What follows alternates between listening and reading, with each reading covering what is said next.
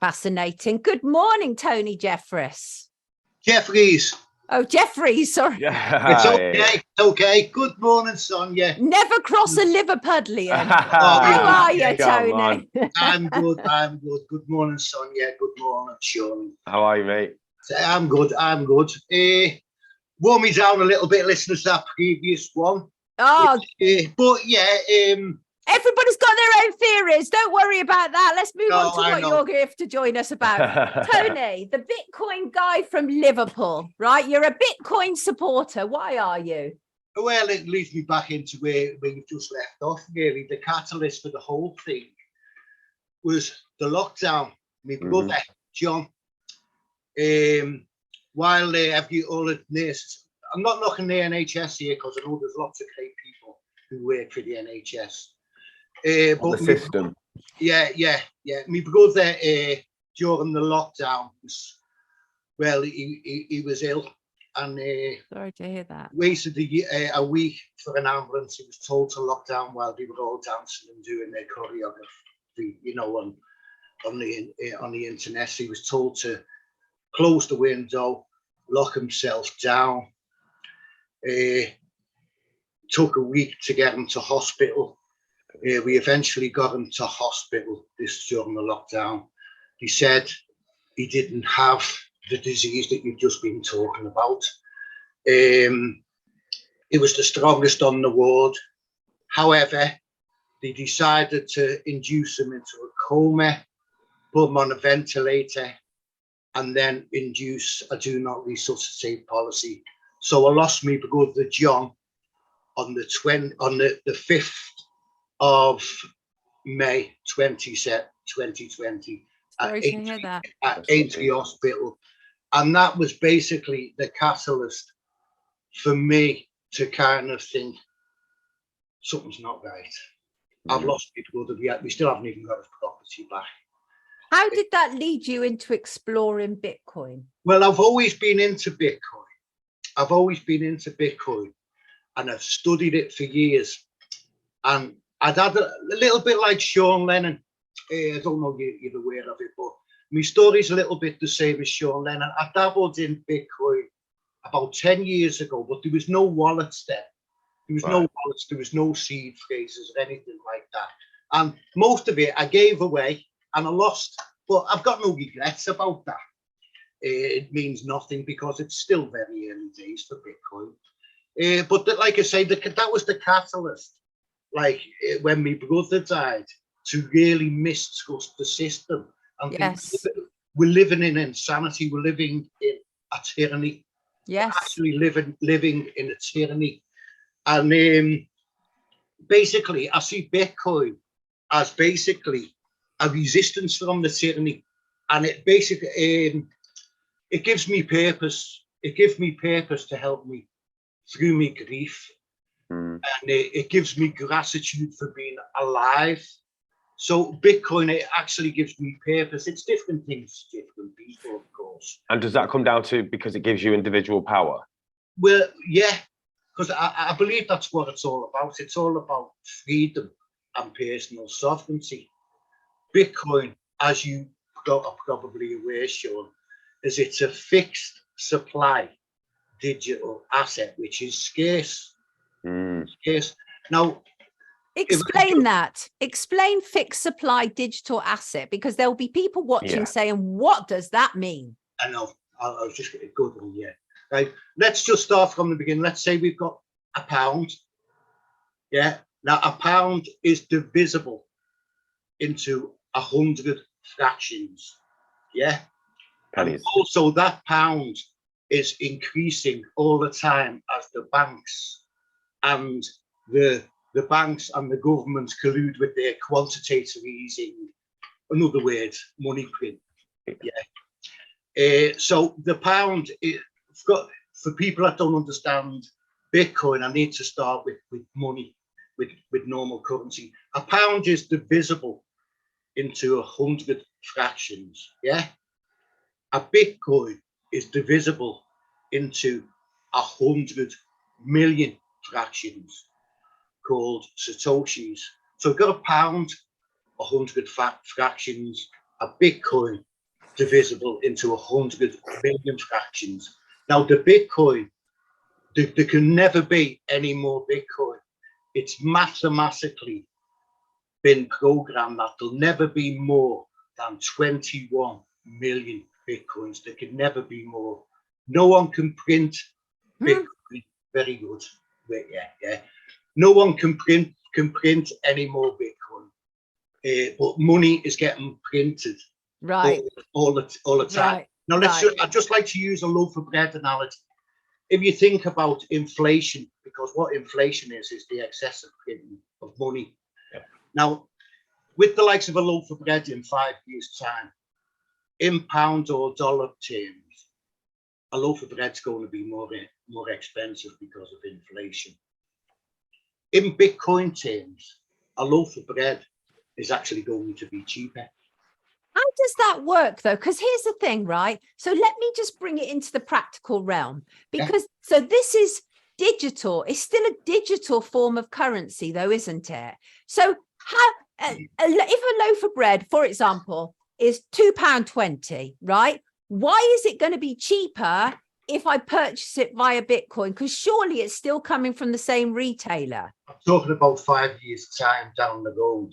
But even then, why would, say Tesco, for example, why would Tesco charge me £2.20 for a loaf, but only £1.10 if I use Bitcoin, as an example? What I am endeavouring to say, Sonia, is because the Bitcoin is fixed in its supply and it's increasing in its value.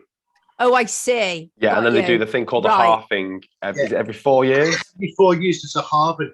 Now, of all coins in circulation. As money supply, pounds, fiat usury currency is increasing with the fractional reserve banking on the high street, and which makes our ability to spend and the quantitative easing of the central bank. Got you.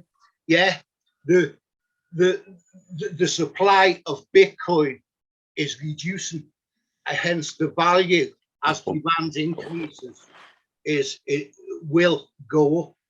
Yeah, it's just basic simple 101 economics. If the demand increases and the supply is constant or reduces, the value will go up.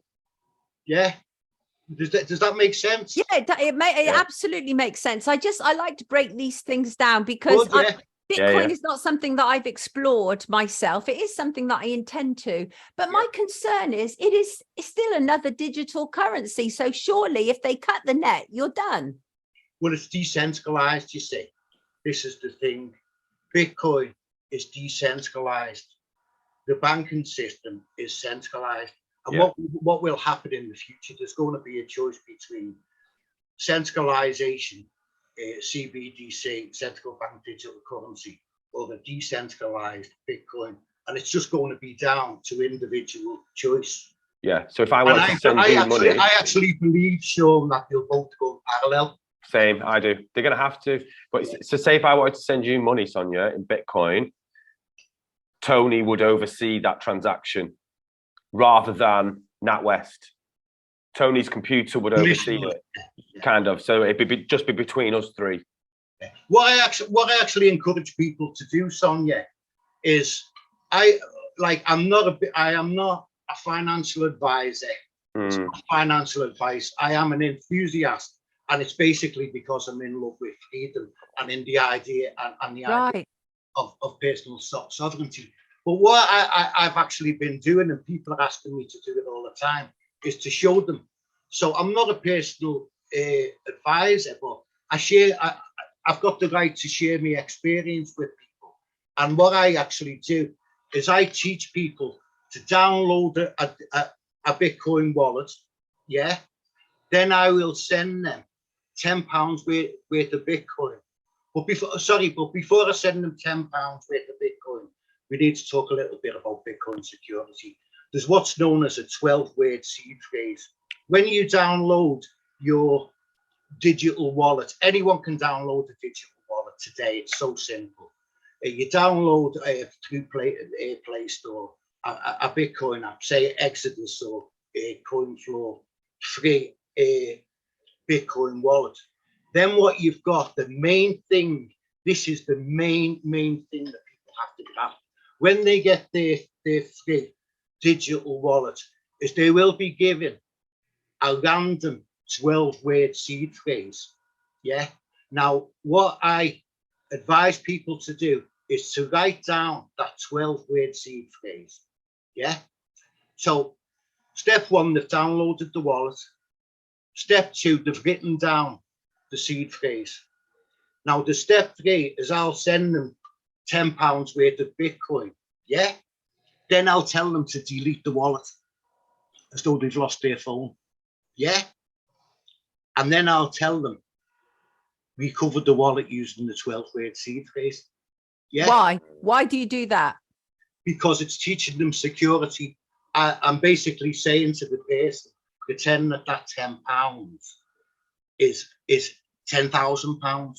Treat that £10 with the same respect as though it's £10,000. So they've got £10 in their wallet. Yeah, they've got their seed phrase. By deleting the wallet, it's like they've lost their phone, pretending they've lost their phone. Yeah. Yeah. Then they recover the wallet, and then the wallet will ask them the question: do you already have a wallet? Then you press yes, and then you put in your 12-word seed phrase. So if you lose your phone, yeah, then you've got like your £10,000 in your phone. You're tending to £10,000. You lose your phone, but you've got your 12-word seed phrase. So you go and you buy another phone, smartphone, and then you put your 12-word seed phrase in when you re-download the wallet. And so that's teaching people to dip their toe in. And I tell them never to bother buying a huge amount of Bitcoin until you understand the value of your 12-word seed phrase. Tony, can it be used everywhere? Anyone else who is into Bitcoin, you can send it to anyone. So, yeah, but that's individuals you're talking about. So what about corporations, organizations? Do they accept it? Well, this is where it's getting even more exciting, because adoption is going really exponentially. You've got, not that we need them, but you've got companies like BlackRock, Vanguard, the pension company. Of course we do. They've got a fiduciary duty to their investors to provide the best assets. Now, like I say, Bitcoin is the only fixed monetary asset that there is. Even gold, with respect to your friend who was on the other week, like he was saying about fixed supply and stuff, Bitcoin does everything that gold does, but more efficient. It acts as a store of value, a medium of exchange, and a unit of account. Long term. Long term. I say long term because if someone was to buy Bitcoin today and then expect to make money tomorrow or next week and go selling it, they'll lose money. But nobody who has held Bitcoin for more than 5 years has lost any money, has ever lost money. Zoe in the comments was scammed 2K. Is that a common thing that you hear? Because it's so new to so many people. It's good that people think it's a scam. No, she was scammed. She was scammed. Right. 2K, 100%. So, so there are people out there. It's very difficult. So look, basically, we're going to send people to your channel, your YouTube channel, because you do some breakdowns on this, don't you? And I think it's such a complex subject, and there's so much to it. But definitely, you think this is the way to go if people want to invest. I believe so. Like I say, I'm not a financial advisor. I believe so. And what I encourage people to do after your show, of course, not now while we're on. Absolutely. While you're on. What I will encourage people to do is go to hope.com. It's a brilliant place to go. Hope.com, www.hope.com is a brilliant place to start. Also, if people want to learn about Bitcoin, there are meetups going right across the country. Nearest there in Liverpool is, if you go on to Telegram, you go to Telegram and type in Wirral meetup, where Bitcoin will meet up. There's people who can signpost you. But I will say this with regards to meetups. They are great and they're brilliant, but take someone along with you. Don't go along to a meetup alone. Well, that sounds a bit ominous, Tony. No, but no, it's just in case anybody is ominous. Yes. It wouldn't be Bitcoin. Yeah. Yeah, it's in case, it's just. Yeah, got you.